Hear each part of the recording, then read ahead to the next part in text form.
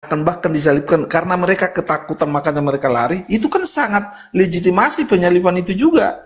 Sehingga orang itu bisa menceritakan kebenaran penyaliban itu, dan itu tentu secara saintis tadi saya bilang ada fakta-fakta historis dan fakta-fakta arkeologis. Itulah bukti ilmiah.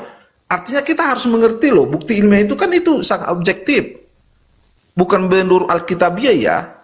Tentu legitimasi itu harus diukur dengan bukti ilmiah biar itu objektif. Itu menurut saya. Oke, kita lanjut ya teman-teman. Jadi kita sudah buktikan bahwa 12 murid ini kabur. 70 muridnya tidak ada di tempat. Ya kan? Kemudian ada Maria Magdalena itu melihat di Lukas dibilang jauh, melihat jauh, dikatakan jauh sekali.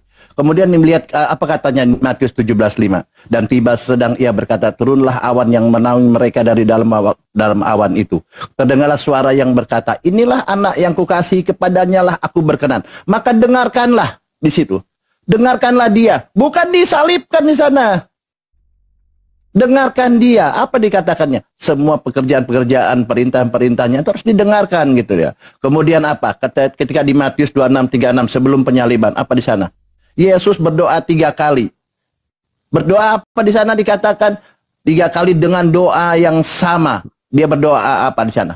Agar diselamatkan dari cawan, agar diselamatkan dari maut, agar diselamatkan dari kematian. Pasti doanya Yesus didengar. Karena apa ya? Bapaknya bilang, inilah anak yang kukasihi, kepadanya lah aku berkenan. Maka dengarkanlah dia. Ketika bapaknya, Yesus berdoa kepada bapaknya, pasti didengar. Sedangkan kalian juga diajarkan oleh Yesus untuk berdoa kepada bapaknya. Apalagi seorang Yesus, seorang yang memang diberi kemuliaan, diberi kemujizat-mujizat yang luar biasa. Memang dia utusan Tuhan, pilihan Tuhan, yang kepadanya dia berkenan, tentu didengarkan gitu loh. Jadi tidak ada penyaliban. Kita buktikan pada saat ini. Ya teman-teman. Apakah doa Yesus waktu itu didengarkan? Tidak, silakan. Ya tentu kan tadi artinya abang menarasikan bahwa murid-murid Yesus melarikan diri. Iya kan itu legitimasi bahwa itu proses penyaliban itu jelas. Kenapa orang-orang itu lari? Kan begitu. Dan abang juga terlalu menjustifikasi bahwa semua murid Yesus seperti Yohanes itu kan hadir saat penyaliban dan menerima amanat untuk menjaga ibu Yesus, kan begitu. Secara spesifik berada dekat dengan Maria dan ibu Yesus di dekat kayu salib. Tidak ada Yohanes menyaksikan. Saya transfer 10 juta hari ini kalau ada Yohanes menyaksikan. Tidak ada. Itu adalah asumsi, adalah penafsiran-penafsiran bahwa di situ ada Yohanes. Saya udah datang ke sana gitu ya. Lihat, ingat ya. Pertanyaan saya sebentar dulu. Tadi saya tolong jelaskan, ketika Yesus berdoa di Taman Getsemani dengan doa yang diulang-ulang 3 kali, bahkan murid-muridnya dimarah pada saat itu harus ikut membantu berdoa juga, ya, agar mereka semua diselamatkan dari cawan itu. Apakah doanya Yesus didengarkan? Tidak. Waduh, kok jadi lari ke doa di Taman Getsemani? Ini penyaliban ini, kita dari situ iya, awalnya. Itu runutan, tapi bukti konkretnya penyaliban itu tentu kan di Alkitabiahnya jelas. Di Matius 27:45-46 itu jelas tentang penyaliban. Makanya untuk melegitimasi Alkitabiah itu tentu ada bukti-bukti ilmiah biar objektif. Kan saya tadi udah katakan. Oke, pertanyaan saya tadi dijawab dulu sebelum kita bisa patahkan semua. Itu gampang kok saya bilang. Pada saat Yesus berdoa agar diselamatkan dari penyaliban, agar diselamatkan dari maut, dari kematian, didengarkan tidak doanya? Waduh, Yesus mengatakan di sini, ya Bapak, ambillah cawan ini daripadaku. Kan begitu. Di mana ada tertulis gitu kok ngarang nih rubah-rubah? Maksud abang yang mana coba? Yang mana maksud abang? Nah, ya Anda dari mana tuh kalimat itu? Coba silakan. Nah, maksudku yang mana maksud abang? Waktu di Taman Getsemani, silakan. Dia minta diselamatkan dari cawan ini. Dari maut, dari kematian, dari penyaliban. Didengarkan nggak doanya? Ambillah cawan ini daripadaku, tapi jangan kehendakku melainkan kehendakmu. Kan begitu. Kalau saya nggak lupa ya, di Taman Getsemani, doa Yesus, Salah itu, salah ngarang itu. Yang mana Makanya maksud abang gimana? ya itu yang di Taman Getsemani, tapi Anda nih merubah narasinya gitu loh. Bukan merubah narasinya. Yang mana maksudnya ayatnya gitu maksud saya. Di Matius 26, 36 sampai 44 di situ. Perikopnya jangan comot-comot ayat ya di Taman Getsemani. Bukan comot-comot ayat. Poinnya di sana, poinnya pada saat Yesus berdoa, doanya dikabulkan tidak? Silakan. Macet kalian, bingung kalian. Waduh. Orang belum apa-apa udah macet. Oh, silakan. Artinya gini loh, itu kan menekankan penyerahan total Yesus kepada kehendak Bapa yang untuk menjadi teladan dua yang ditanya apa jawab. Gini dengar dulu, makanya kita harus diskusinya harus bagus dong. Bukan begitu kan? Kita kan di sini diskusi kan begitu, bukan justifikasi semua apa yang kita pahami belum tentu sama dengan pemahaman abang kan begitu. Ya silakan. Doanya Yesus pada saat itu ya. 3 kali berdoa dengan kalimat yang sama diulang-ulang, ya dia kan? Dia merasa sedih seperti yang mau mati, dia sedih, gentar, takut segala macam. Doanya ketika Yesus berdoa di Taman Getsemani ini, dia akan diselamatkan dari cawan ini, berlalu cawan ini, dari kematian ini, dari penyalib. Pertanyaan saya, didengar nggak doanya itu? Silakan. Makanya biar saya jelaskan, biar kita saling memahami tentang itu kan. Artinya gini loh, di situ kan Yesus menekankan penyerahan total kehendak Bapa, kan menjadi teladan dua yang mencerminkan ketundukan, bahkan ketika menghadapi kesedihan yang mendalam, sehingga doa Yesus itu, Yesus sujud kan begitu dan berdoa, ya Bapakku, jikalau kau sekiranya mungkin biarlah cawan ini lalu daripadaku, tetapi janganlah seperti yang kukehendaki melainkan seperti yang kau kehendaki. Kan begitu. Sehingga makna cawan itu di sana maksudnya di sini melambangkan penderitaan akan dia alami, terutama penderitaan di kayu salib dan perpisahannya dari Bapa untuk menanggung dosa manusia. Sehingga teladan penyerahan diri itu, dua ini menunjukkan kerendahan hati Yesus yang mengaku penderitaannya, namun tetap tunduk sepenuhnya kepada kehendak Bapa. Oke. Doanya dikabulkan tidak? Bagaimana kita berdoa dengan tulus, namun akhirnya menyerahkan segalanya kepada rencana Tuhan. Begitu maknanya. Iya, maknanya itu pada saat dia berdoa, iya kan? Dia merendahkan diri, apapun dia ini terserahkan kepada Bapaknya. Itu seorang yang tawadu, yang merendahkan diri. Ya. Orang ini seperti itulah, Yesus ini menunjukkan bahwa dirinya adalah manusia yang rendah hati di hadapan Tuhannya. Maka ketika dia berdoa untuk diselamatkan dari cawan, dari maut, dari kematian, dari penyaliban, apapun terserah kepada Tuhan. Tapi doanya yang poin di sana, Yesus minta diselamatkan dari cawan ini. Doanya Yesus dikabulkan atau tidak? Doa Yesus dikabulkan. Di sana Yesus sudah saya bilang tadi. Gak bisa jawab kan? Bingung kalian. Bukan bingung. Tadi sudah saya jelaskan. Di sana Yesus melambangkan penderitaan yang akan dia alami dan dia mengambil. Dia berdoa tidak di sana. Dan dia sudah membuatkan tekad untuk mati karena dosa sebagai manusia ya. Jangan dulu ke ini doktrin. Pertanyaan saya di sana, di Taman Getsemani ini, dengar dulu ya. Taman Getsemani ini dia 3 kali berdoa. Untuk ketiga kalinya dia berdoa. Berdoa yang untuk ketiga kalinya.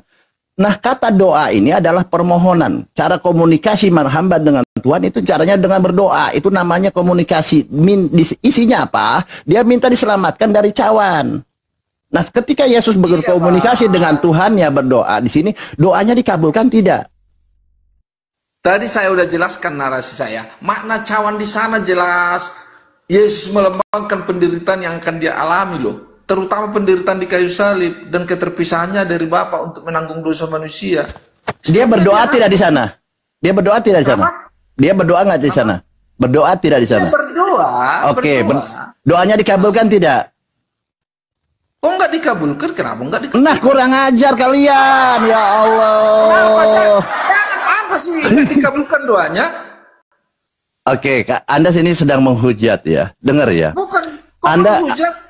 Dengar dulu baik-baik. Tadi saya bilang, abang harus paham makna cawan yang dilambangkan Yesus itu penderitaan yang dia alami.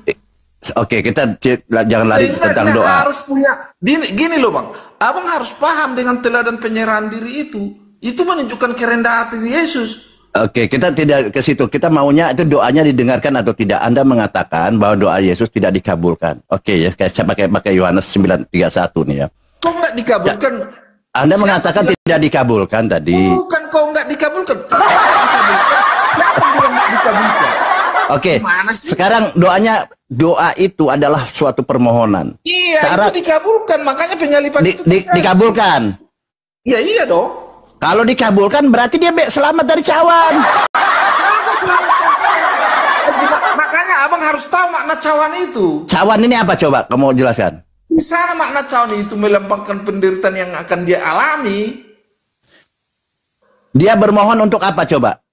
Waduh, tadi udah saya bilang makna cawan di sana, Bang. Yesus. Oke, saya gini aja lah, kalian ini baca data lah ya. Jadi ini Matius 26:34 dikatakan. Ini harus dinamis loh. Jangan kita kaku dalam diskusi ya. Tadi saya udah jelaskan. Cawan itu melambangkan penderitaan yang akan dia alami ya, yang akan betul. Diulang-ulang terus. Terutama penderitaannya di kayu salib dan keterpisahannya dari Bapa untuk menanggung dosa manusia. Ah, itu karang itu, jangan tambah-tambah. Kita diskusi gimana sih? Oke, kita baca ya, ini ya. Bukan. Sabar dulu, saya bacakan ini ya. Duduklah di sini sementara aku pergi ke sana untuk berdoa. Tahu doa ini? Doa ini adalah permohonan, permintaan. Bukan penyerahan di sini. Doa ini adalah cara komunikasi Tuhan dengan hambanya, hamba dengan Tuhannya. Itu dengan doa. Itu namanya doa. Nah, doa ini ada suatu permohonan, permintaan. Bukan penyerahan. Doa itu bukan penyerahan maknanya. Nah, di sini dikatakan apa? Hatiku sangat sedih seperti mau mati rasanya. Tinggallah di sini dan berjaga-jagalah dengan aku. Ya Bapakku, jikalau sekiranya mungkin biarlah cawan ini lalu daripadaku. Ini doanya Yesus ini kan. Ingat, doanya Yesus ini agar cawan ini berlalu dari situ. Dari terjadi kepada Yesus. Cawan ini berlalu. Ya. Kemautan ini berlalu, tidak terjadi. Penyaliban itu tidak berlalu. Lalu di ayat berikutnya, lanjutkan dong. Ya, ini kan saya mau lanjutkan lagi ini. Kemudian, tetapi janganlah seperti yang ku kehendaki, melainkan seperti yang kau kehendaki. Oke, baik. Kita lanjut dulu ya. Masih dua itu di. Iya, saya kan belum selesai tadi. Belum selesai. Mau baca ayat tapi mau separuh-separuh biar penonton di sini biar keliru kan begitu. Sabar dulu. Kita lanjut ya. Begitu dong, harus jelas semua. Iya Bapakku, sekiranya mungkin biarlah cawan ini lalu daripadaku. Di sini satu poin bahwa di sini menyatakan Yesus sedang berdoa untuk keselamatannya dari cawan, dari maut segala macam. Dilanjut kalimatnya. Tetapi janganlah seperti yang ku kehendaki, melainkan seperti yang engkau kehendaki. Kan begitu. Artinya apa? Sabar dulu. Ya, sabar dulu. Ketika seorang hamba berdoa kepada Tuhannya, kepada Bapaknya, kepada penguasanya, tentu dia berdoanya seperti itu yang diharapkan. Tetapi apapun keputusan, itu terserah Bapak. Itulah sifat orang hamba yang memang orang yang rendah hati. Jadi apa persoalannya, ketika Yesus meminta kepada Bapaknya, berdoa agar diselamatkan dari cawan, ini kan keputusannya ada di Bapak nih, diserahkan kepada Bapaknya. Bapak memberi keputusan, doanya dikabulkan atau tidak? Makanya Bang. Makanya lagi. Di sana finalisasinya, tetapi janganlah seperti yang ku kehendaki, melainkan seperti yang kau kehendaki. Oke, kehendak Bapak dikabulkan nggak ini? Permintaan Yesus ini, dengan kehendak Bapak dikabulkan nggak permintaan Yesus? Ya itu udah dibilang di sana. Tetapi janganlah seperti yang ku kehendaki, melainkan seperti yang engkau kehendaki. Apapun di sana finalisasinya itu kehendak Bapak. Oke, dikabulkan nggak doa Bapaknya, Yesus ini? Itu di sana udah jelas. Abang nggak paham sih. Tetapi janganlah seperti yang ku kehendaki, melainkan seperti yang engkau kehendaki. Itu kan legitimasinya. Itu kan sabar dulu ya. Itu satu kali ini. Nah, dengan 3 kali berdoa itu, Yesus ini berdoa untuk mengulang-ulang, minta diselamatkan dari cawan. 3 kali berdoa, bahkan murid-muridnya pun dimarahi oleh Yesus. Berjaga-jagalah dan berdoalah supaya kamu jangan jatuh dalam percobaan. Kenapa ya murid-muridnya suruh berdoa? Agar mereka diselamatkan dari cawan ini. Doanya poinnya itu. Dikabulkan atau tidak?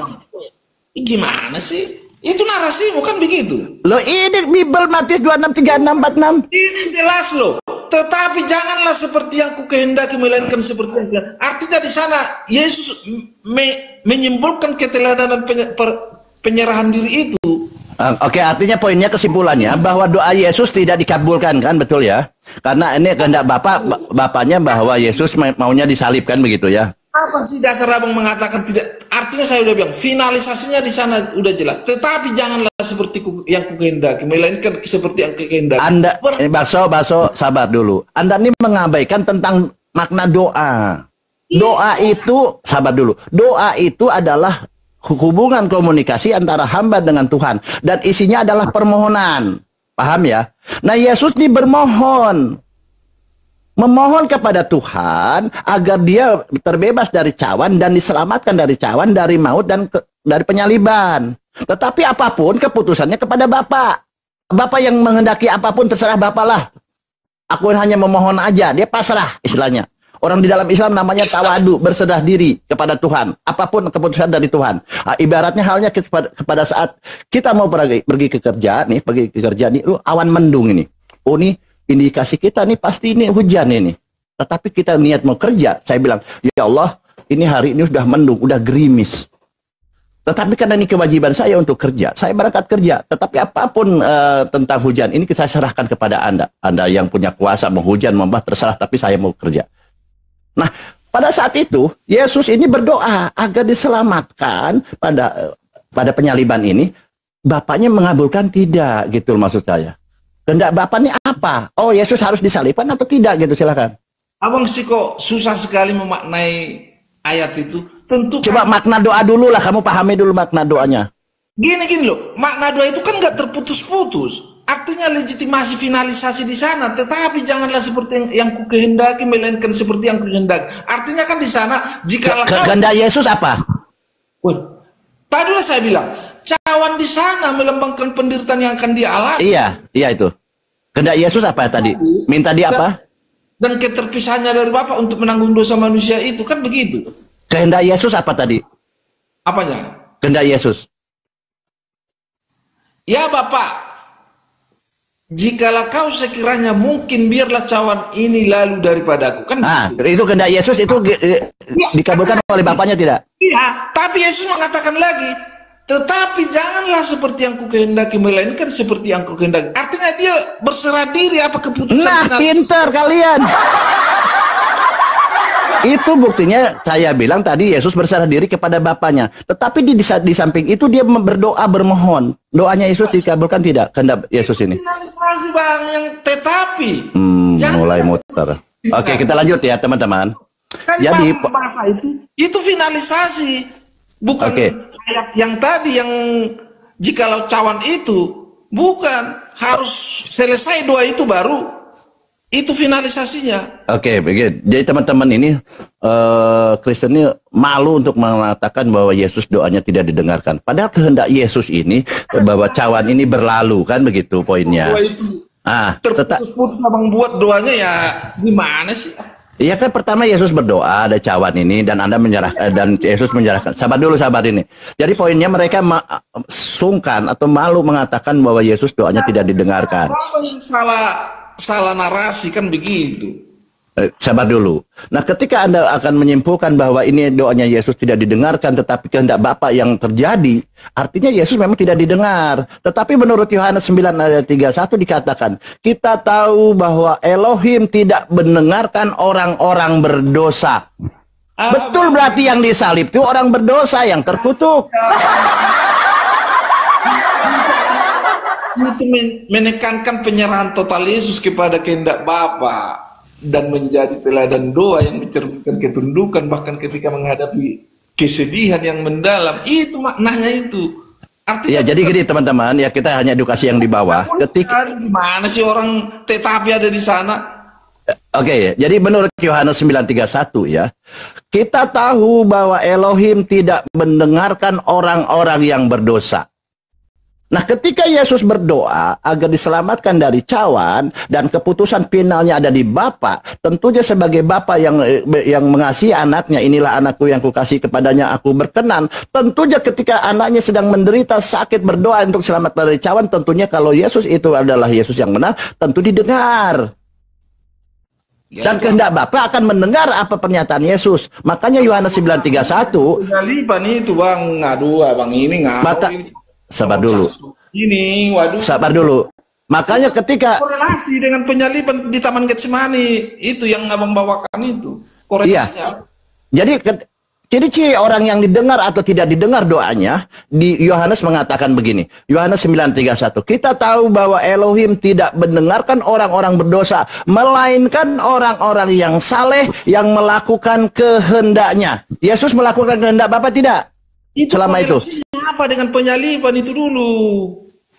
Taman Getsemani itu Yesus berdoa. Bukan itu, jangan abang kait-kaitkan comot ayat ini yang tidak ada korelasinya gitu. Artinya Taman Getsemani itu ada korelasinya dengan penangkapan Yesus.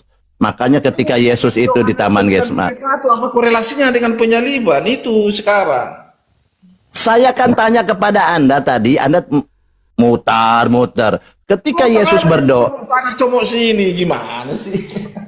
ketika Yesus berdoa, itu Anda dikabulkan tidak, Anda mutar-mutar terus. Padahal Yohanes mengatakan bahwa ciri-ciri orang yang didengar doanya itu adalah apa? Kita tahu bahwa Elohim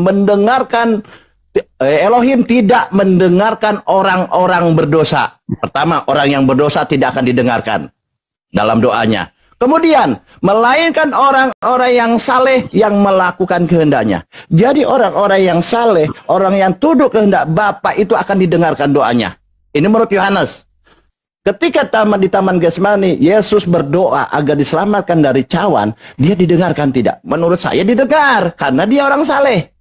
Kenapa orang saleh? Karena di Ibrani 5 ayat 7, dalam hidupnya sebagai manusia, ia telah mempersembahkan doa, dia bilang. Yesus dan permohonan dengan ratap tangis. Dia meratap menangis tadi. Dan keluhan kepada Elohim yang sanggup menyelamatkannya dari maut, dari cawan. Dan karena kesalehannya, ia telah didengarkannya. Didengar berarti Yesus selamat dari cawan. Gampang kok. Bang, artinya kan kau tadi merujuk ke Yohanes 31, 9:31, di mana itu tidak ada korelasi penyaliban, di mana kan di sana kan tadinya buta sejak lahir sebagai jawaban atas pertanyaan orang Farisi. Orang Farisi mencoba menyalahkan orang itu dan menganggap penyembuhannya tidak sah. Namun orang yang sembuh itu membantah dengan mengatakan bahwa tindakan Yesus menyembuhkan orang buta tidak mungkin dilakukan oleh orang berdosa. Di sana tidak ada korelasi dengan penyaliban. Nah, abang jangan comok sana comok sini, itu maksudnya. Taman Getsemani itu ada korelasi dengan penyaliban, Bang.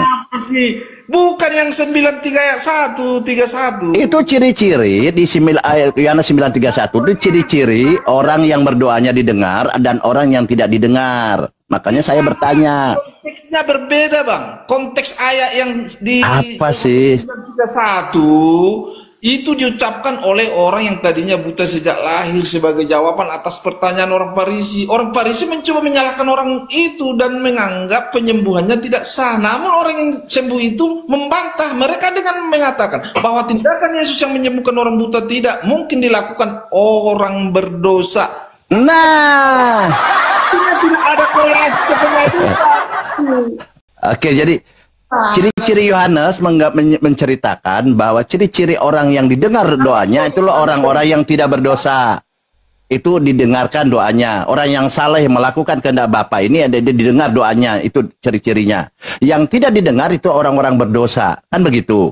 Nah, kemudian sabar dulu. Kemudian Anda kan meyakini bahwa Yesus ini adalah Yesus Kristus yang kudus, kan seperti itu ya.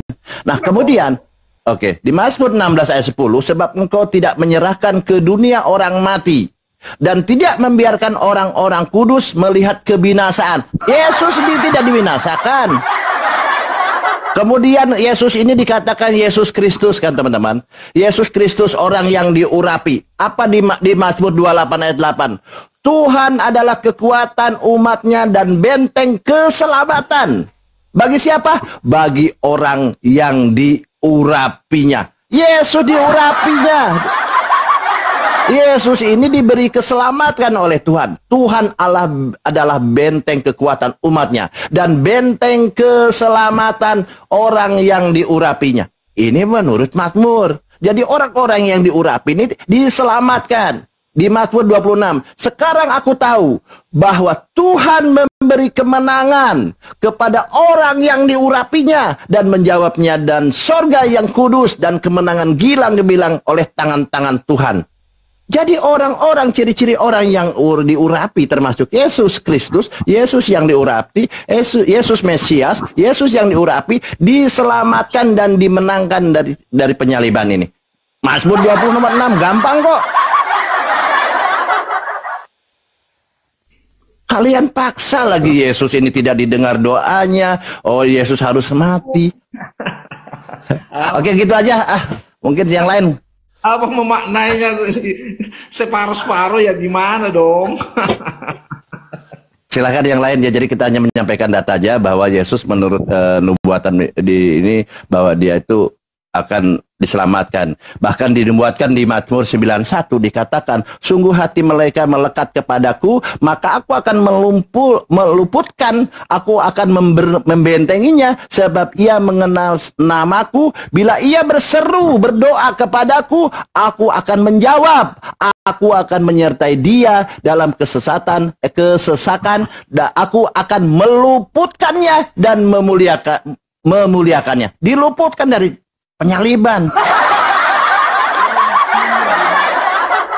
Comok sana comok sini nanti Anda ketika tapi itu abang comok semua tapi nggak ada korelasi. Kita substansinya jelas dong.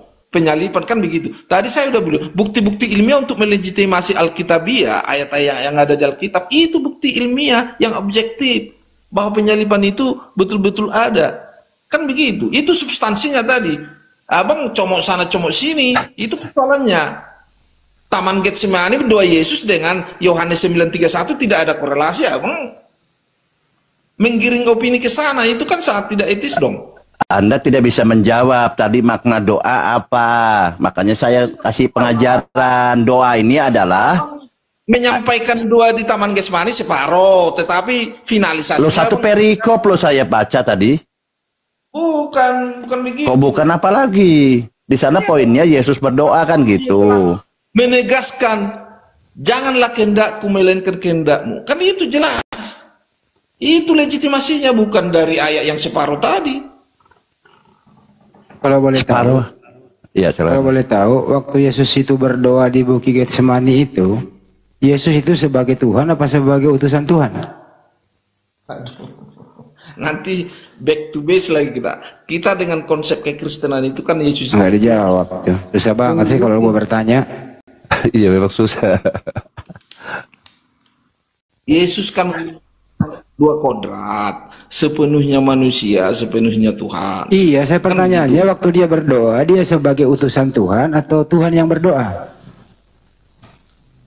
Dia sebagai manusia berdoa, sehingga dia menunjukkan kerentanan. Sehingga Yesus menunjukkan kerentanan manusia. Artinya, waktu Yesus berdoa dia bukan Tuhan.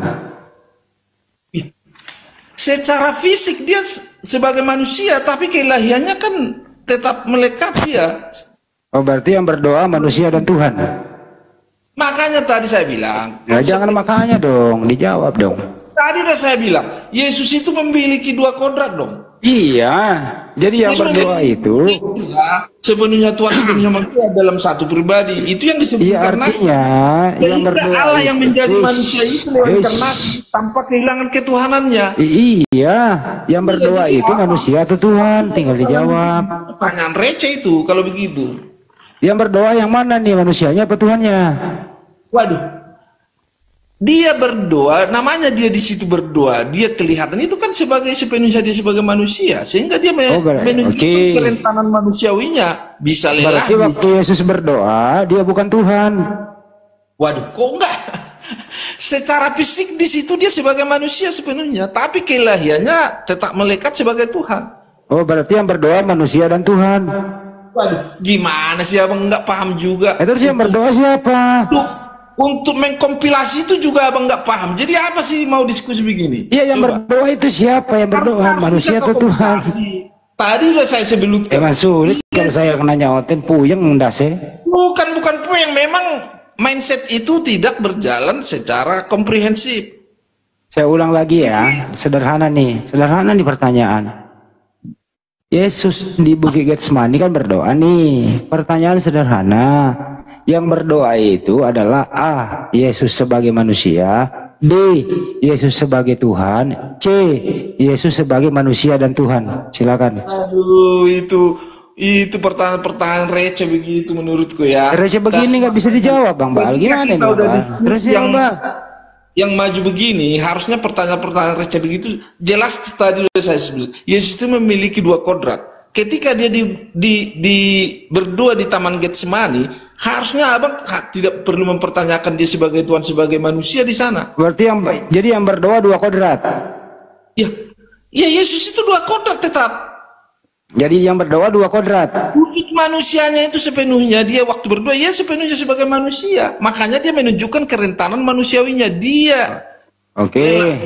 Dia. Jadi kalau Yesus berdoa sebagai manusia, saya ulang nih, kalau Yesus berdoa sebagai manusia, jadi waktu dia berdoa dia bukan Tuhan. Waduh, keilahiannya tetap melekat dengan Yesus. Oke, berarti yang berdoa adalah manusia dan Tuhan. Itu pertanyaan yang receh menurut saya. Lo kau sendiri yang ngomong barusan. Bukan, itu pertanyaan receh, bukan maju lagi diskusi begitu. Artinya kompilasinya jelas loh. Tanpa dijelaskan itu. Coba saya tanya dulu sama Andreas. Diam dulu, Andreas. Pertanyaan komal-komal yang. Diam dulu. Ini orang menjawab nih, Andreas. Ya, masuk. Ya. Salah. Ya, Yesus itu waktu dia berdoa di Bukit Getsemani, Yesus itu sebagai Tuhan atau sebagai utusan Tuhan? Pertanyaan dia. Yesus berdoa waktu dia di Taman Getsemani, dia akan meminta, ya. Berdoa, berarti kan berdoa itu adalah permintaan, toh. Berarti dia meminta kepada Bapa atau kepada Allah. Jadi Yesus waktu berdoa sebagai apa? Tuhan apa sebagai utusan Tuhan? Sebagai manusia, sebagai utusan Tuhan. Dia kan diutus ke dalam dunia dan menjadi manusia. Ini berdoa dia baru pinter nih menjawab. Yang berdoa Yesus sebagai utusan Tuhan. Ini si Baso nggak mau menjawab. Sebagai manusia karena memang dia manusia. Hal-hal yang begitu harus abang pertanyakan, gimana sih? Ya harus ditanya dong. Itu coba dulu, legitimasi sebagai utusan itu dia sebagai manusia enggak?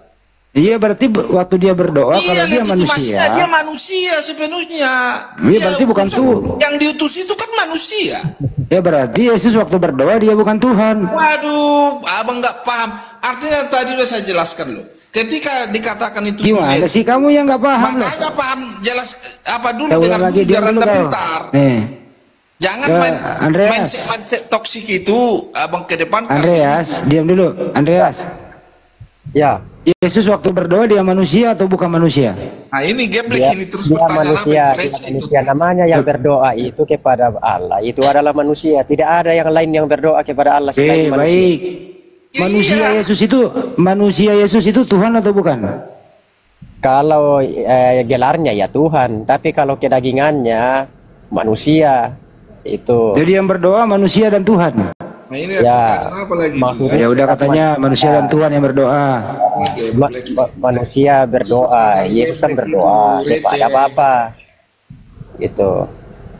Jadi manusia dan Tuhan berdoa kepada Tuhan. Itu kan tidak bisa dipisahkan, maksudnya kan gelar itu Tuhan. Sama dengan Muhammad kau marah tantrum. Sama dengan kita begini yang di Selebesya kata Tuhan itu kan gelar. Jadi kalau kita enggak ada umat Islam menuhankan Nabi. Hanya orang gila itu yang menuhankan Nabi. Gelar itu kan tetap melekat sama diri kita. Mau bagaimanapun kita ya namanya sudah gelar kita kan ya tetap melekat. Tadi udah kita lihat. Jadi kesimpulannya Bang Andreas. Kesimpulannya Yesus waktu berdoa Yesus sebagai apa? Dia berdoa sebagai manusia. Oke, baik, cukup. Heeh. Kita pindah topik sama Andreas ya. Andreas, kamu pernah baca Galatia 2 nomor 21 nggak? Apa itu? Ada Bible nggak di situ, Andreas? Coba. Ya baca saja. Ini lagi Baca. dibawa siapa nih? Siapa nih dibawa nih?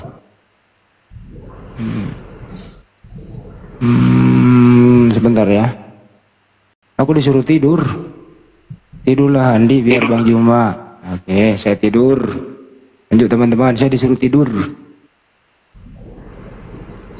Galatia berapa itu?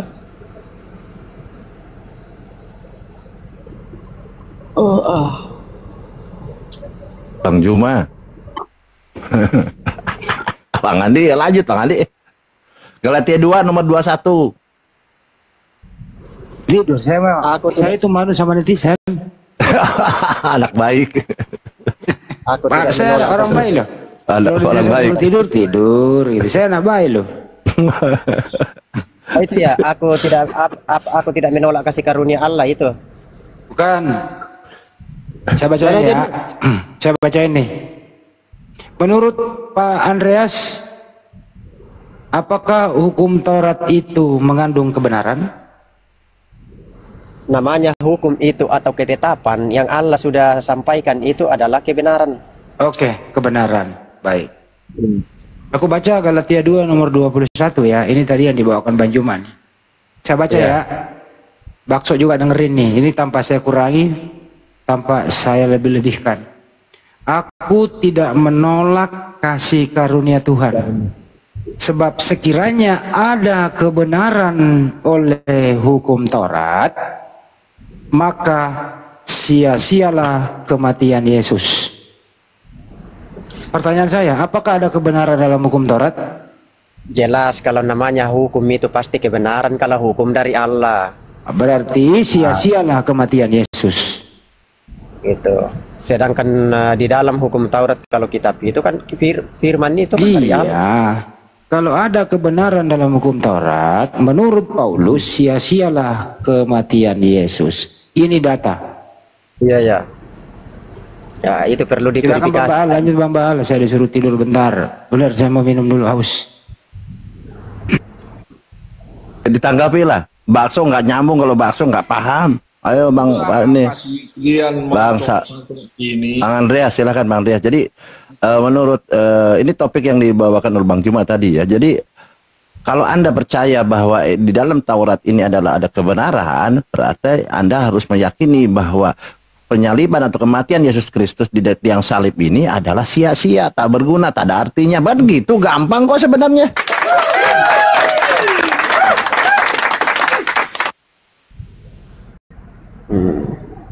Kan? Itu Bang Andreas aja paham loh dikasih gitu. Nanti dia merenungkan dulu katanya nih maknanya apa gitu kan begitu. Nah, saya paham, saya paham. Oh, paham ya. Namanya hukum itu ya ketetapan. Hukum Taurat itu ketetapan. Itu kan hukum Taurat itu kan 10 hukum itu yang tertulis di situ. Yang diberikan kepada Musa pada saat itu. Itu hukum Taurat.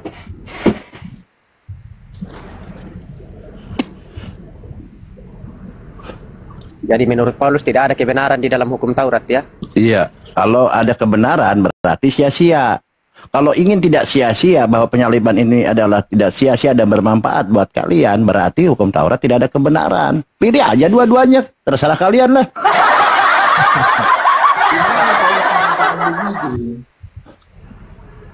Kasih tahu Bang Andreas di mana katanya tadi itu 4 kali Bang Andi tadi. Galatia 2 nomor 21. Jadi menurut Paulus, kalau ada kebenaran di hukum Taurat, berarti sia-sia kematian Yesus. Kristus. Hukum Taurat itu kebenaran itu. Berarti sia-sia kematian Yesus itu.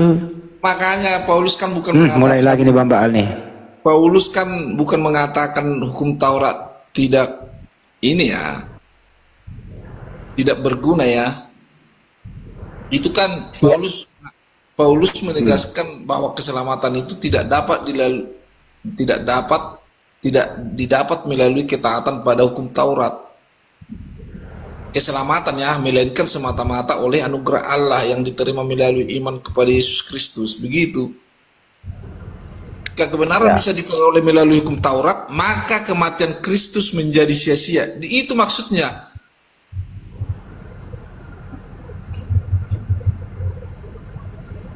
Rasanya nggak menjawab, dia hanya mengulang kalimat itu.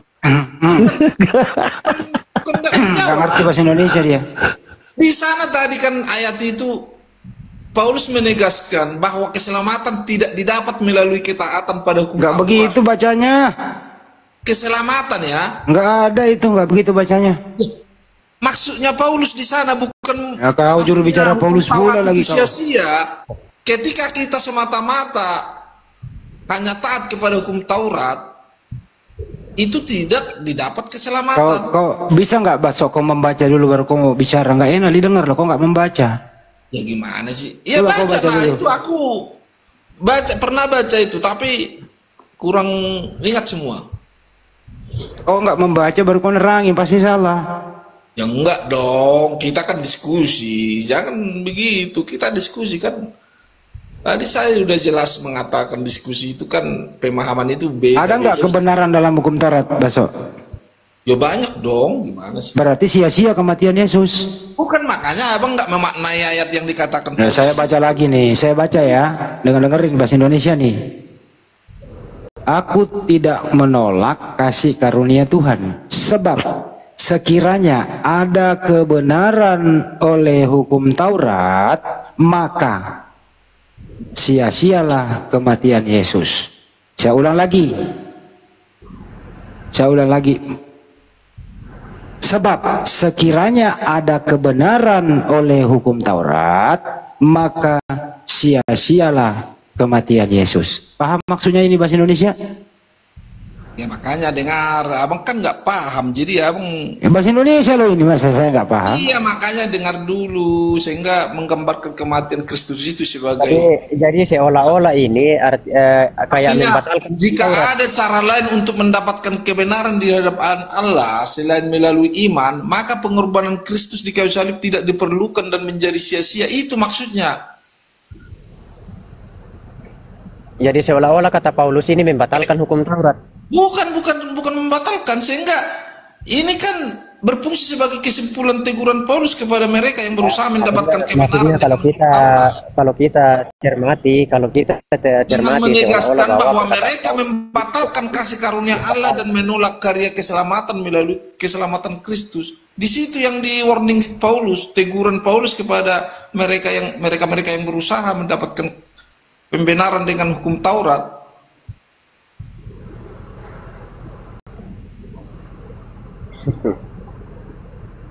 Yesus jelas mengatakan,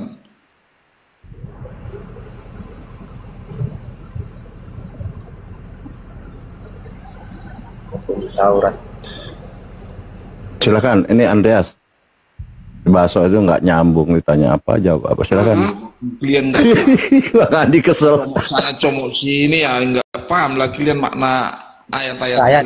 Saya tidak ada ilmu kalau saya kalau Kalian bahasa kan- masih mendingan kalau bahasa Aku kan kalau saya. sebagai Kristen ya, tentu kan saya harus menjelaskan apa yang saya ketahui, kan begitu. Gimana Ya. sih? Kamu nggak menjelaskan, membelokkan data kau. Bukan membelokkan data, Bang. Itu kan kita Nah, coba kau baca dulu dah, Galatia 2 nomor Iya, tadi 21. kan Coba saya kau baca. bilang, kita kan diskusi sehingga kita mempunyai pemahaman Iya, coba kau baca dulu, bro. Aku kurang ingat semua, cuman aku kasih karunia Allah gitu. Ya, kamu aja. nggak tahu baca, kau belum Membaca padahal dari tadi itu, Masya Allah. Bukan, itu memang udah sering kita baca, cuman nggak full kita ingat dong. Gimana sih ya? Kamu tanya, kau jujur, Baso, kamu punya Bible nggak di situ? Kita ada Bible tapi kecil, nggak kelihatan. Saya tanya lagi, punya Bible atau tidak? Ada Bible kita di sini. Ya ambil, kalau punya, ambil baca. Ada ini, cuman kecil banget dia. Oh, udah pakai kacamata las. Waduh, kau Bang kacamata renang aja lah, biar dingin.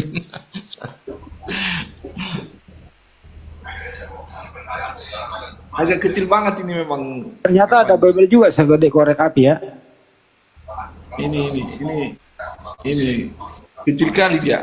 Aku tidak menolak. Yang kecil. Aja Bang Baal sama Andreas. Ya, Ya, silakan Andreas, itu pahami gimana tadi tuh Galatia 2 nomor 21 itu. ya itu sudah mau diapa lagi, sudah kalau memang sudah benar itu kan. Iya, Sudah, betul. apa? Nggak bisa lagi di kotak-katik gitu kan. Ah, betul tuh, bahasa Indonesia mudah sekali Bang Andreas ya. Kan pemahamannya beda-beda dong. Jadi Tapi cuman kalau saran saya begini aja, walaupun itu kalau sudah seperti itu, ya saya tidak akan mengimani kalau memang maksud Paulus seperti itu. betul, mantap. Betul.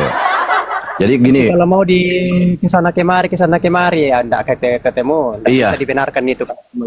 ya itu bagus. Tinggal diimani aja atau tidak, itu aja. Bagus Bang Andreas, karena kebenaran ini datangnya dari Yesus bukan dari Paulus ya. Ketika ada pernyataan Paulus ini yang kontradiksi dengan ajaran Yesus, kita abaikan Paulus. Jangan dipaksa kita tahan-tahan. Kalau Paulus itu karena ditulis itu enggak Jadi gini, betul. Jadi gini ya Bang Andreas. enggak setuju saya karena di sini kalau saya melihat kayak dia membatalkan. Iya. Iya, betul. Lanjut.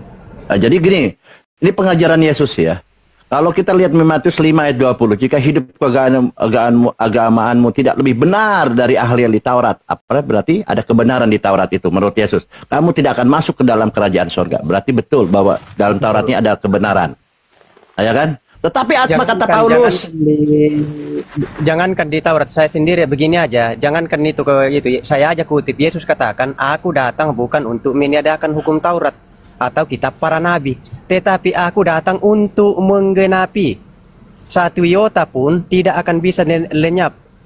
Lebih mudah langit dan bumi ini runtuh daripada satu iota, satu titik dari hukum Taurat itu bisa hilang. Nah itu. Jadi kalau benar statement Paulus tadi mengatakan bahwa tidak ada kebenaran di dalam hukum Taurat, saya tidak mengimani kata Paulus itu. Itu kan dibilang Bagus itu jujur itu bagus. Sebab sekiranya kan di sana ada kata sebab.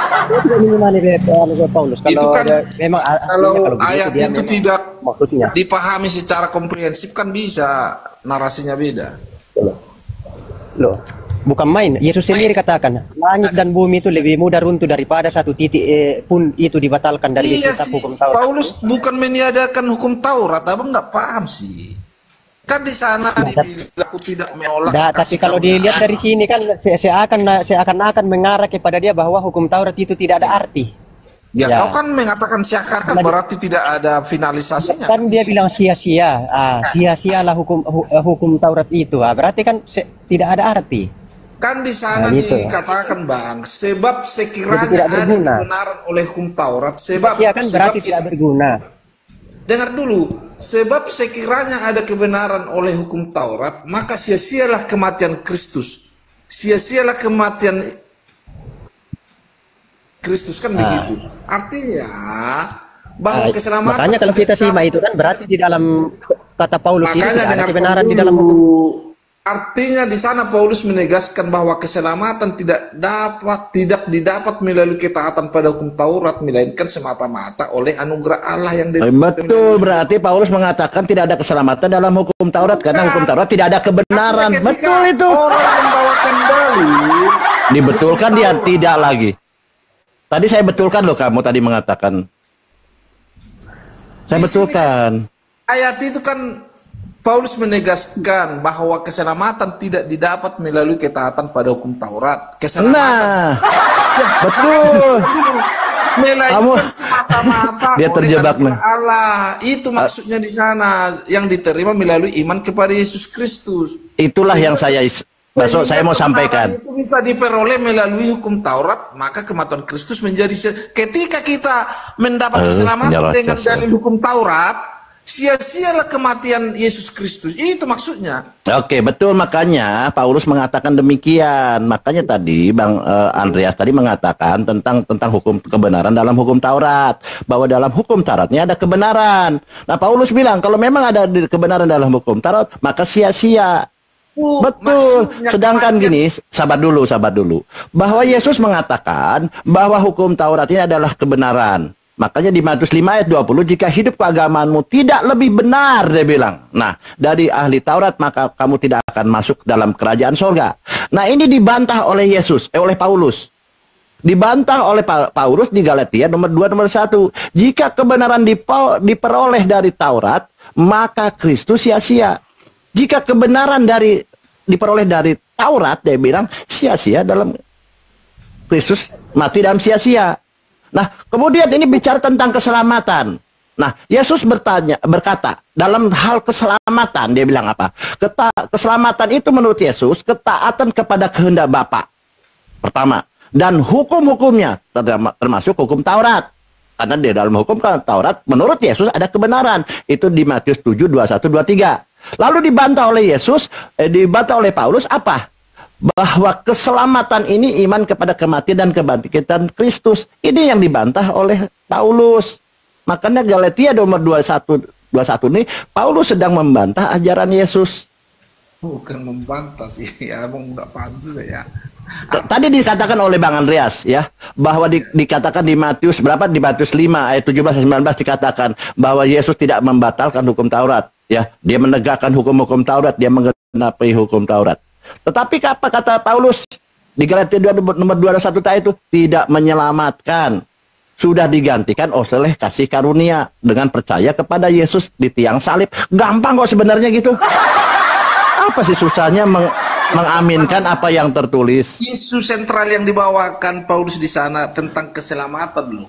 Artinya gini, di sini kan sepertinya Paulus melakukan penolakan terhadap ajaran bahwa keselamatan bisa didapat dengan menaati hukum agama. Itu maksud Paulus. Artinya sejatinya menggambarkan kematian Kristus sebagai pusat penebusan. Jika ada cara lain untuk mendapatkan kebenaran di hadapan Allah selain melalui iman, maka pengorbanan Kristus di kayu salib tidak diperlukan dan menjadi sia-sia. Itu maksudnya. Artinya ketika kita merujuk keselamatan terhadap ketaatan kepada hukum Taurat, sia-sia Yesus itu, kematian Yesus itu maksudnya, bukan meniadakan hukum Taurat. Kok ini muter dia ya? Bukan mutar. Abang nggak paham. Galatia nomor 21 tuh apa bunyinya? Tidak ada kebenaran di dalam Taurat kan bunyinya gitu. Itu kan isu sentral yang dibawakan tentang keselamatan, kan begitu. Gini ya, saya coba gini, Anda nggak nyambung ya. Jadi gini, poinnya apakah di dalam kitab Tauratnya ada kebenaran? Ada kebenaran menurut Bang Andreas ya. Ternyata menurut Paulus mengatakan di Galatia nomor 21 itu kalau memang di hukum Tauratnya ada kebenaran, maka sia-sialah kematian Yesus. Kan begitu. Kalau Anda mengimani hukum Taurat ini adalah kebenaran, berarti sia-sia. Kalau ingin tidak sia-sia, harus Anda setuju dengan Paulus bahwa di dalam Taurat tidak ada kebenaran. Gampang kok sebenarnya. Itu maksudnya, Bang. Artinya bukan secara kolektif. Taurat ini tidak berlaku ya sama penegasan Paulus. Tetapi dia isu sentral yang dibawakan dia tentang kematian Yesus. Andreas, sia-sia ketika orang hanya mengakui hukum Taurat. Andreas. Oke, masuk. Ya. Oh, jam segini ada ambulan nggak? Bulan? Ambulan. Jam segini. Oh, ambulans. Kurang tahu ya. Coba ditelepon dulu, kayaknya itu kan ada dievakuasi nih. Operasi dia 24 jam. Telepon ambulan dulu Bang Bal. Gue mau tidur. Iya, juga mau tidur. Jadi ya kalau sebenarnya bahasa tadi itu bahasa yang sudah clear gitu ya, bahwa memang dia ingin mengubah bahwa hukum Taurat dengan penyaliban itu sebenarnya gampang aja sebenarnya. Padahal kalau berbicara tentang Taurat ini menurut Yahudi, menurut Yahudi bahwa Taurat ini adalah firman Tuhan yang datang dari Tuhannya Elohim kepada Musa di Gunung Sinai, kan begitu. Kemudian Yesus mengatakan di dalam Perjanjian Baru mengatakan bahwa Taurat ini wahyu Tuhan, wahyu Elohim yang harus dijalankan dan ditegakkan, kan? Harus dilakukan di Matius 5 nomor 17. Nah, kemudian datang Paulus. Semua isi kitab para nabi. Itu kata Yesus, jangankan hukum Taurat, semua isi kitab para nabi itu tidak bisa dibatalkan. Kata Yesus sendiri loh. Kemudian muncul ini pernyataan Paulus nih. Tadi di Galatia 2 nomor 21 ya. di Roma 3 ayat 20 bahwa Taurat ini tidak menyelamatkan manusia. Di Roma 3 ayat 20. Tapi apa? Beriman kepada Yesus itu yang menyelamatkan.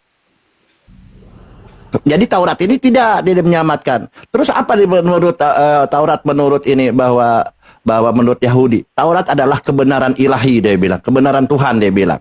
Tauratnya adalah kebenaran. Makanya dikatakan Taurat adalah kebenaran di Mazmur 109:142. Kemudian Yesus pun membenarkan Taurat adalah hukum Tuhan yang tidak boleh dihapus, tetapi dia bilang aku datang untuk menggenapi di Matius 5:17-19. Jadi terkorelasi nih, ajaran Musa, ajaran Yesus terkorelasi. Lalu dibatalkan oleh Paulus bahwa Taurat adalah penuntun sementara saja. Hanya sementara saja atau hanya temporary yang berakhir dengan kedatangan Kristus. Kan ini lucu nih Paulus ini. Tetap poinnya bahwa memang tidak ada kebenaran dalam Taurat, tetapi beriman kepada ini. Apa yang ditegaskan Paulus kalian nggak paham persoalannya. Artinya kan Paulus itu tidak ada perbedaan antara orang Yahudi dengan non-Yahudi. Itu maksudnya keselamatan melalui iman kepada Tuhan. Artinya itu tidak non-Yahudi dan Yahudi untuk keselamatan harus melalui iman kepada Tuhan yang adalah satu-satunya Allah. Artinya di sana jelas Allah membenarkan orang yang disunat oleh karena iman dan orang yang tidak bersunat juga oleh iman. Itu maksudnya. Jadi iya, jadi gitu ya. Jadi poinnya bahwa memang Paulus berbeda dengan hukum yang dibawa oleh Yesus, hukum yang oleh Musa. Kita coba ya. Sabar dulu kita buktikan, ini kan pakai data saya. Yesus kan datang bukan meniadakan hukum Taurat, tapi menggenapinya. Jadi apa? Oke, sebentar saya baca ya. Tadi yang disampaikan Bang Andreas ya. Betul, Bang Andreas sudah bagus nih, upgrade nih ya. Nah, tentang hukum Taurat ya, kedudukan hukum Taurat, Anda baca di Mazmur 19 ayat 7. Itu hukum Taurat itu sifatnya apa? Kudus, kekal, dan tidak dapat diubah. Itu ingat ya, bahwa hukum Taurat itu adalah kudus, kekal, dan tidak dapat diubah di Mazmur 19 ayat 7. Lalu bagaimana pernyataan Yesus? Di Matius 5 ayat 18, tetap berlaku sampai langit dan bumi ini lenyap. Terkorelasi nih antara ajaran Musa dengan ajaran Yesus, terkorelasi. Ya, jalan terus.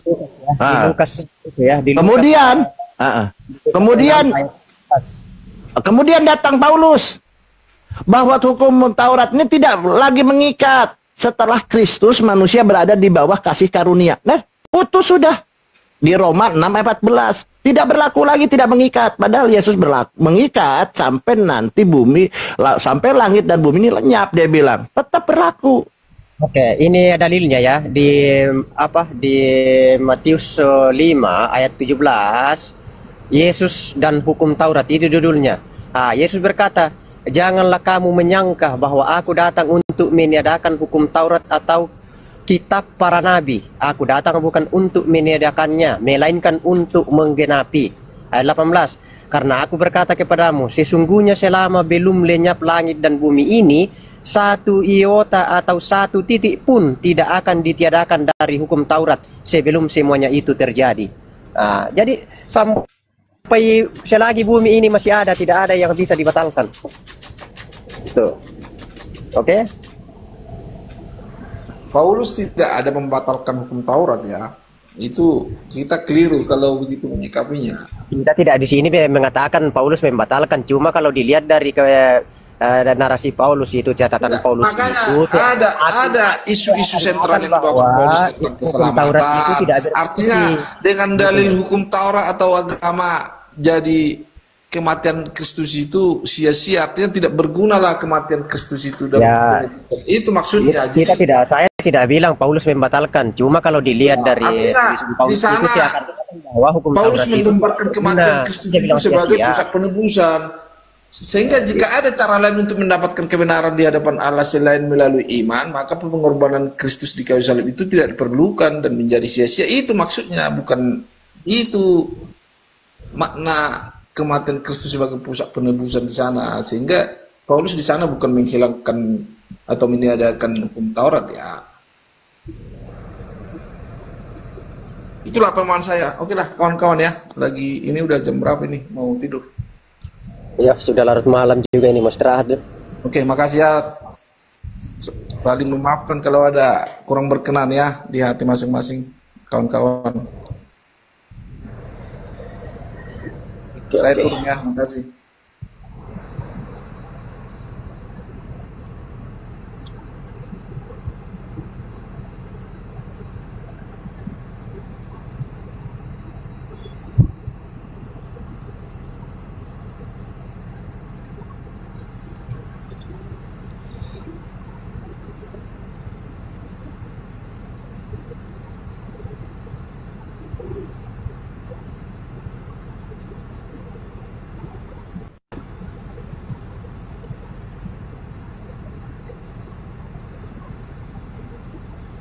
Ya, udah diam.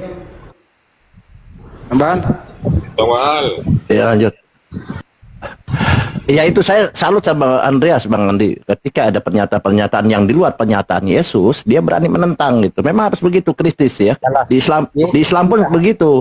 Ketika ada pernyataan-pernyataan yang tidak sesuai dengan pernyataan baginda Rasulullah maupun Al-Qur'an, kita berani berdebat gitu kan, seperti itu. Ya, Ya kan?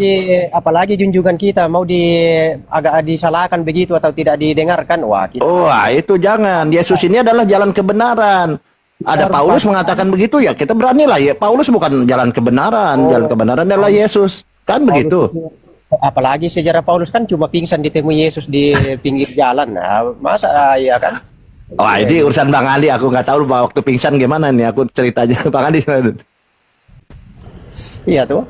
Jadi jangan terlalu ini sama Paulus, patokan sama Paulus. Paulus itu kan pingsan waktu ketemu Yesus. Jadi ya Yesus itu yang lebih utama. Iya tuh.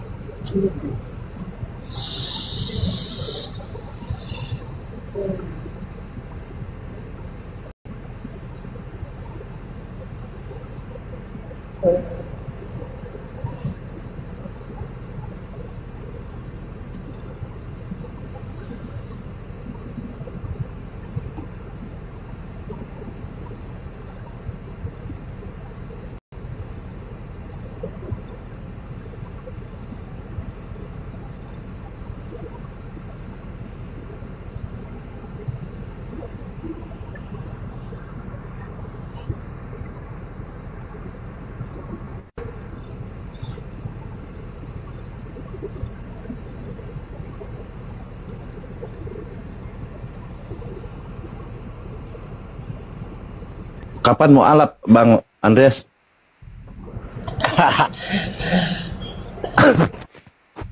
Andreas dari mana? Timur kah? Biar ada teman kalian lah. Bang Andreas dari timur kah? Sulawesi ya, timur. Oh, Tengah. Sulawesi. Hah? Iya, Sulawesi timur. mana? Sulawesi mana? NTT atau Sulawesi? Ada Toraja saya. Oh, Toraja, Masya Allah. Toraja sudah banyak yang mau alap, Pak, ya.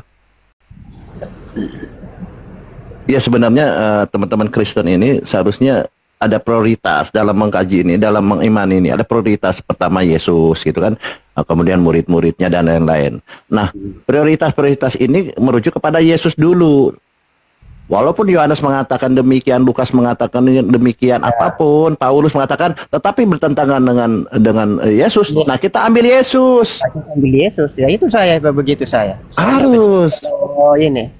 Apalagi kalau dibilang Paulus ya, saya kan sudah bilang ya, itu Paulus itu ketemu Yesus saja itu sudah pingsan waktu di jalan kan. Yesus sudah memperingatkan tentang Paulus ya. Yesus telah memperingatkan sebelumnya. Pohon yang baik akan menghasilkan buah yang baik, pohon yang buruk akan menghasilkan buah yang buruk. Kan begitu. Nah, Paulus ini di iman dalam Kristen ini dia dulu adalah pohon yang buruk. Dia memerangi Yesus, murid-murid Yesus. Tentunya buahnya pun tidak boleh kita ambil sembarangan. Walaupun ada cerita pertobatan. Tetapi dia tidak akan menghasilkan buah yang baik. Karena dia pohonnya yang buruk. Gampang kok sebenarnya itu. Iya. Assalamualaikum. Waalaikumsalam warahmatullahi wabarakatuh. Ustaz Tata nih. Bertanya Islam aja lah ke Ustaz Tata ini. Silakan Bang Dias. Host dibesarkan Ustaz Tata, host luar biasa ini. Gurunda saya ini. Oh, udah biasa. Ini saya sudah mau turun juga ini. Nggak apa-apa ini, Ustaz Tata pintar dia. Nanya-nanya Islam aja Bang Andreas. Ustaz Tata ini pintar, dia memahami perjanjian lama, perjanjian baru maupun Al-Quran, luar biasa. Nggak tahu, saya juga bingung kadang-kadang yang gurunya nih Bang Juma atau Bang Ustaz Tata nih. Dua-duanya semat-semat ini, pintar-pintar ya Allah. Silahkan, dibesarkanlah host Ustaz Tata. Udah biarin enam kecil. Lanjut.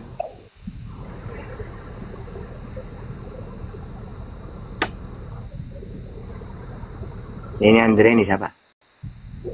Baru naik juga. Ya, saya sapa dulu Ustaz ya. Andre Kristen apa Muslim Andre? Andre? Saya kah? Enggak Andre, bukan Andre ya, bukan Bang Andre. Ini di bawah ini. Andre.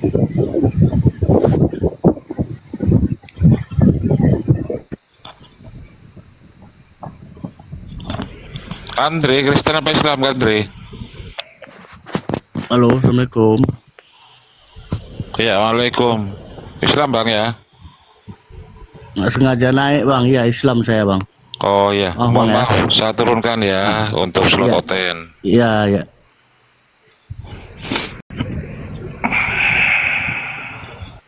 Silakan Bang Andreas. Berarti benar Bang Andreas ya, Yesus tidak disalib. Hah? Berarti benar ya, Yesus tidak disalib. Kalau Yesus disalib lah. Hah? Itu empat kitab itu membahas itu, Matius, Markus, Lukas, Yohanes itu menceritakan tentang Yesus disalib itu. Oh, Ustaz Tata mau menanggapi Ustaz?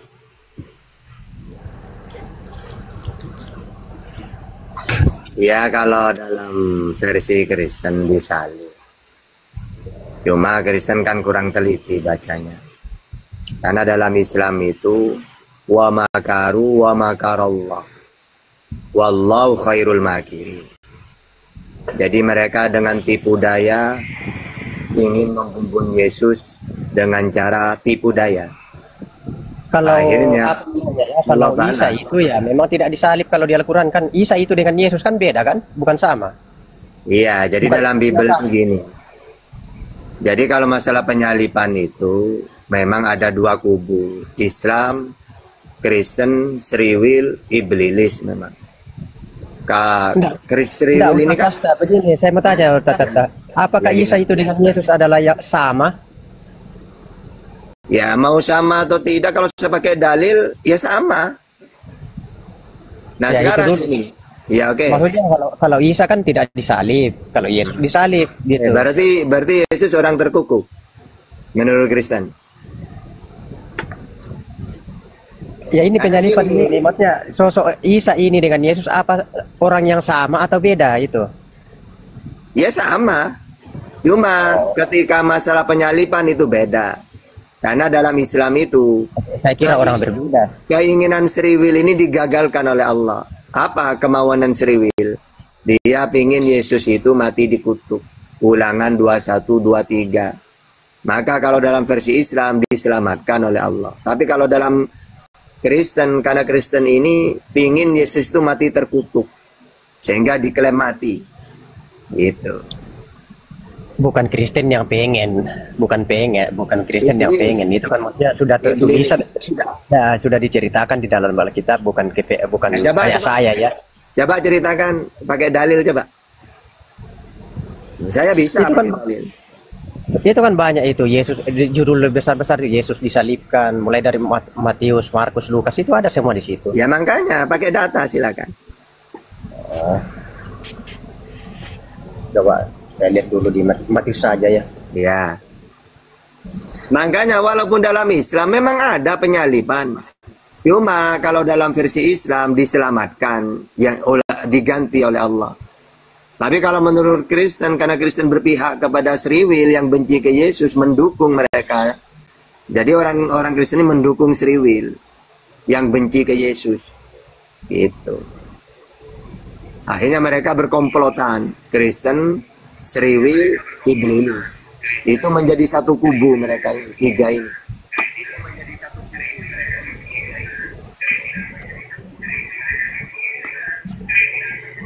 Mana ini? Di taman.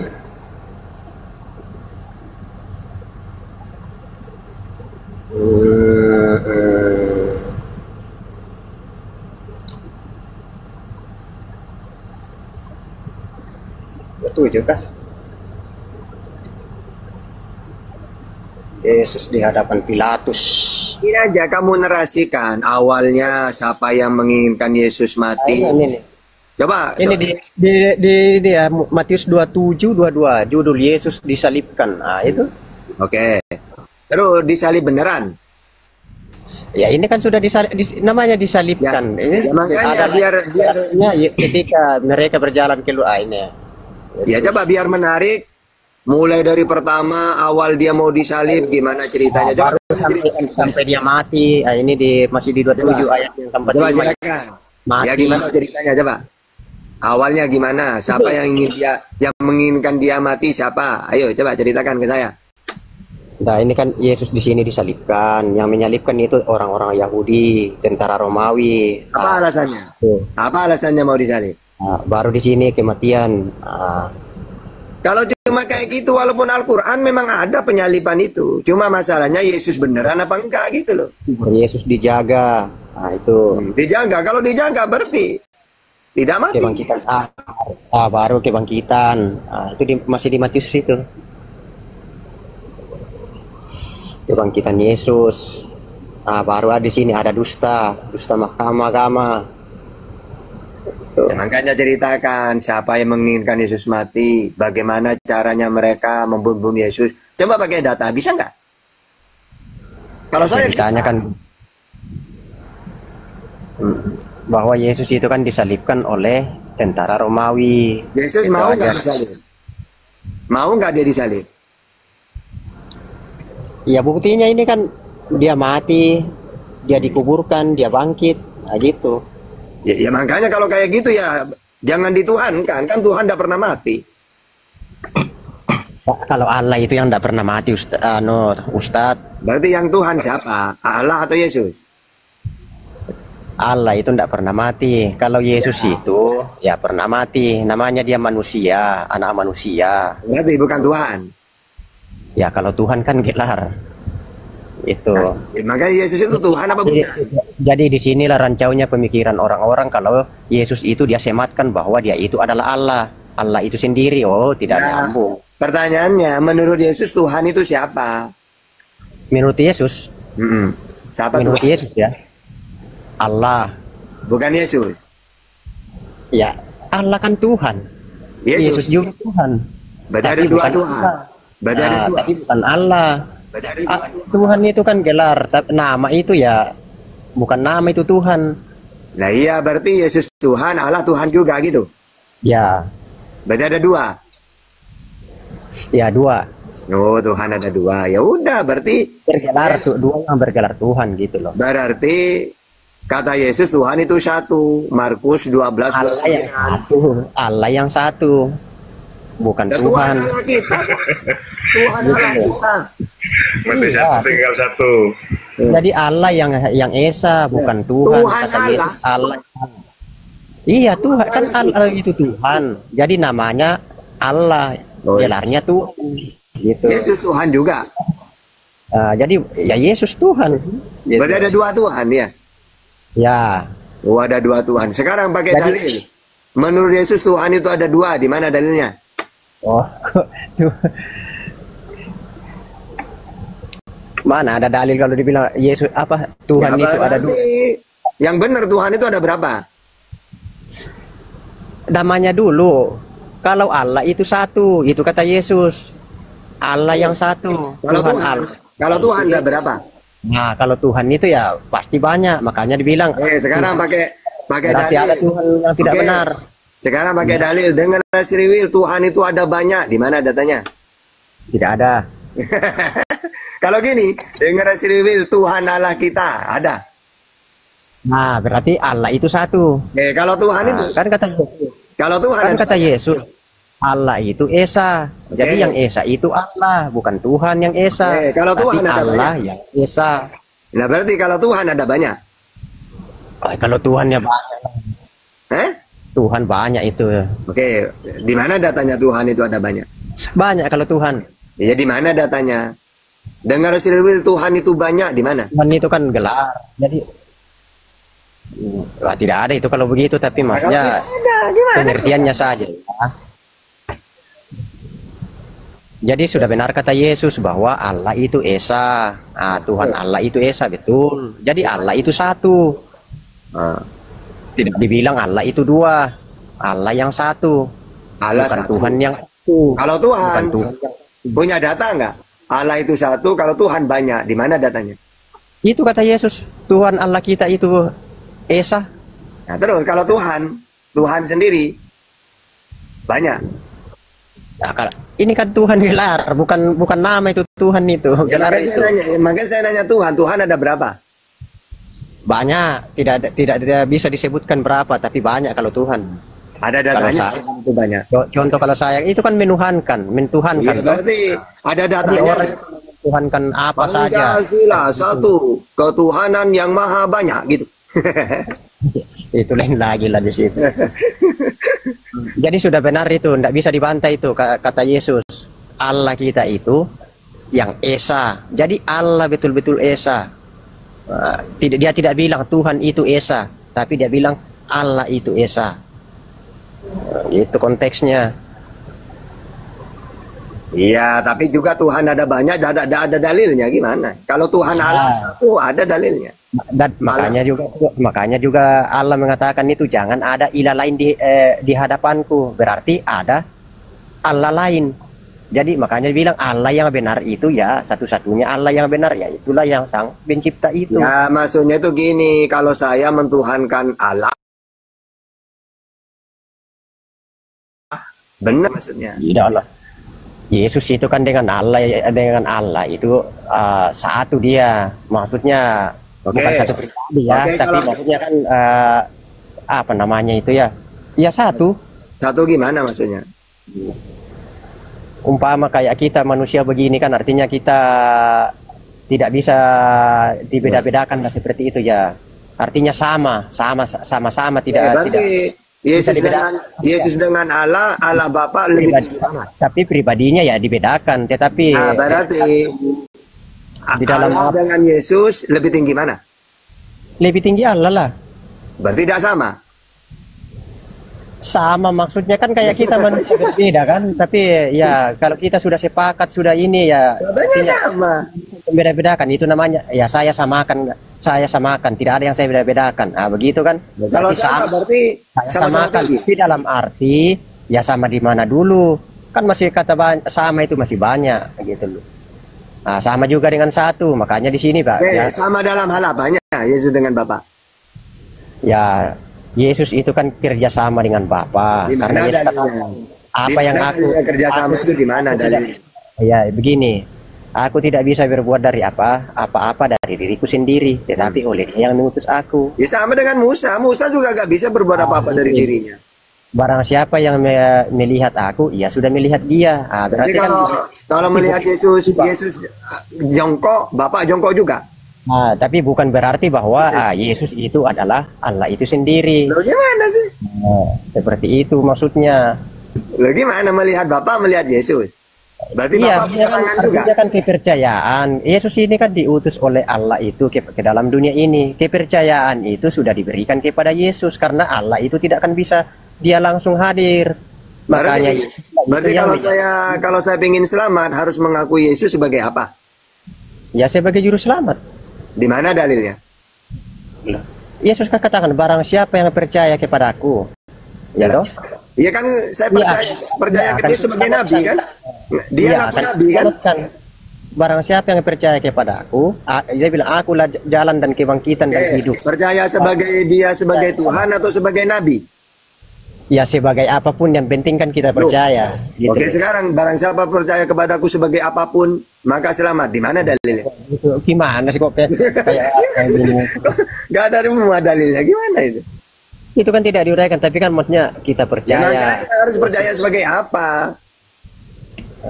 Ya, dia bilang akulah kebangkitan dan hidup barang siapa yang percaya kepada aku. Dia percaya kepada aku sebagai apa? Kalau saya kan percaya ke Yesus sebagai utusan. Matius 15:24 saya percaya. Sebagai nabi Markus 6 ayat 4 saya percaya. Ya. Mentuhankan Allah, saya juga mentuhankan Allah. Berarti tinggal satu lagi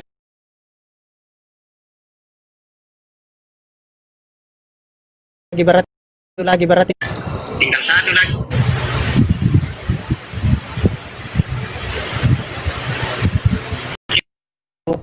Jadi kan Yesus bilang kita harus dibaptis. Jadi kalau kita sudah percaya itu harus dibaptis. Jadi tinggal satu yang Oke.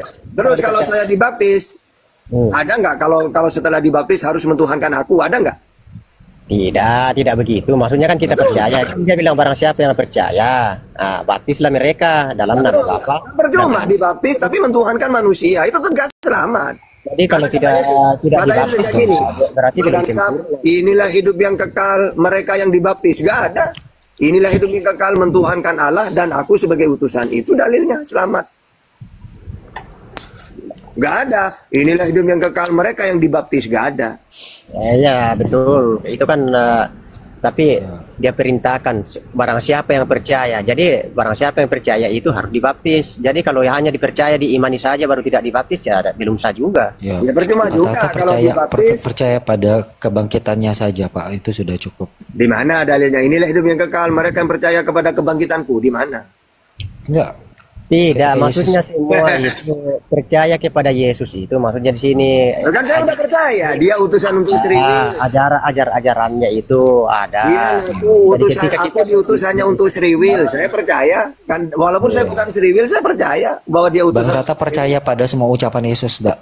Percaya pada semua ucapan Yesus. Iya kan? Semua ucapan Yesus. Tapi materinya itu yang dibaptis itu. Jadi kalau gagal percaya coba pakai data ya, pakai dalil. Siapa yang percaya ke Yesus? Saya atau Kristen? Ayo pakai data, ayo. Oke, Bang Tata percaya pada semua ucapan Yesus enggak? Ya, percaya. Semua ya. Iya, terus apa? Dipraktekkan enggak, Ustaz? Dipraktekkan. Ya, apa? Enggak dipraktekkan enggak yang Ustaz percaya ucapan kalau Yesus? Saya orang Sriwil akan saya praktekkan kalau saya di zamannya Yesus. Berarti ya Ustaz dibaptis kalau begitu, kalau percaya sama Yesus. Loh kan bukan orang Sriwil. Coba ini dalilnya ya. Coba kamu baca semua dalilnya Yesus ini. Pertama, aku ini pemimpin untuk Sriwil. Ya, Matius 2 ayat 6. Juru selamat untuk Sriwil. Kisah Para Rasul 13:23. Diutus untuk Sriwil. Matius 15:24. Berdoa untuk Sriwil. Yohanes 17 ayat 9. Yang aku hakimi hanya 12 Sriwil. Matius 19:28. Loh, saya bukan orang Sriwil. Ya. Enggak, sebentar. Masalah Yesus itu saya begini. Sebentar, gini. Utus kepada bangsa Israel itu kan fisiknya. Nah, terus Yesus itu lahir. Mana dalilnya? Fisikku diutus untuk Sriwil. Di mana dalilnya? Tapi kalau pengajarannya itu sudah Oke. Ajaranku bukan untuk diriku sendiri. Bukan dari diriku sendiri, tapi dari Allah untuk yang dari Allah yang mengutus aku. Dan ajaranku ini hanya untuk Sriwil. Disampaikan ke seluruh bangsa-bangsa. Siapa yang percaya dibaptis. Coba kamu pakai dalil gini loh. Ya memang betul sampai di Israel. Gini. Kita gantian pakai dalil ya. Pertama, Yesus pemimpin untuk Sriwil saja. Matius 2 ayat 6. Juru selamat untuk Sriwil.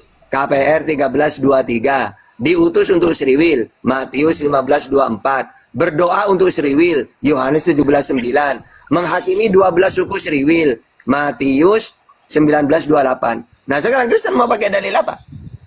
Matius 28:19. Silakan. Jadikanlah segala bangsa muridku. Oke. Murid. Berarti kalau muridnya Yesus harus mentuhankan Yesus atau mentuhankan Allah? Kalau menjadi muridnya Yesus. Kalau menjadi murid Yesus artinya percaya pada setiap ucapan Yesus. Oke, percaya Tuhan yang benar menurut Yesus siapa? Bapa di sorga. Yesus sendiri sebagai apa? Anak yang tunggal. Oh, bukan Tuhan ya, anak ya. Karena anak Allah itu banyak. Sriwil disebut anak Allah. Ya, Yesus berkata aku dan Bapa adalah satu. Oke, berarti mereka Tuhan juga. Yohanes 17 ayat 21, Matius 14:20. Aku Bapa mereka satu. Mereka Tuhan juga. Itu dijadikan satu sama seperti kita. Kan Tapi satu. Yesus dan Bapa itu satu dalam hakikat. Oh, di mana dalilnya? Maka- Aku dan Bapa satu hakikat, di mana? Loh, Anda bisa lihat respon orang-orang Yahudi pada waktu itu. Apa? Merespon perkataan Yesus. Mereka ingin melempari Yesus dengan Oh, batu. salah. Saya nanya ke Yesus, kamu mau dibunuh itu kenapa? Karena mereka tidak mau mengikuti ajaranku. Yohanes 8:37. Yesus ingin dilempari dengan batu karena pernyataan Yesus. Oh, itu yang tipu mengatakan daya aku dan itu. Bapa adalah satu. Tipu daya itu. Berarti ada tipu daya dalam kitab suci? Coba, Matius 26 ayat 4. Dan mereka merundingkan suatu rencana untuk menangkap Yesus dengan tipu muslihat. Markus 14 ayat 1. Dengan tipu muslihat. Apa tipu muslihatnya? Mencari kesaksian palsu. Matius 26 ayat 59. Apa kesaksian palsunya? Dia tidak menyamakan, dituduh menyamakan. Itu. Yesus tidak pernah membantah penafsiran Iya, mereka Yesus terhadap tidak- pernyataan Yesus. Tidak pernah Oke. sama sekali. Oke, sekarang Yesus ini cuma memperkenalkan satu Tuhan kan? Siapa satu Tuhan itu? Ya Bapa. Tuhan yang benar yang Oke. diperkenalkan oleh Yesus. Sekarang kalau ingin hidup yang kekal, Yesus sebagai apa? Sebagai anak. Di mana dalilnya? Juru selamat. Di mana dalilnya? Inilah hidup yang kekal mereka yang mengimani aku sebagai juru selamat. Di mana? Inilah hidup yang kekal itu, bahwa mereka mengenal Engkau satu-satunya Allah yang benar dan mengenal Yesus Kristus yang telah Engkau utus. Berarti Yesus sebagai anak. Tuhan. Loh. Coba baca lagi. Mengenal satu-satunya Allah dan mengenal Yesus Yang sebagai telah anak. Engkau utus. Nah, berarti di mana di situ sebagai anak? Itu kan Injil Yohanes. Enggak, itu kan Injil Yohanes toh. Oke. Ya sudah, berarti bukan Tuhan. Jadi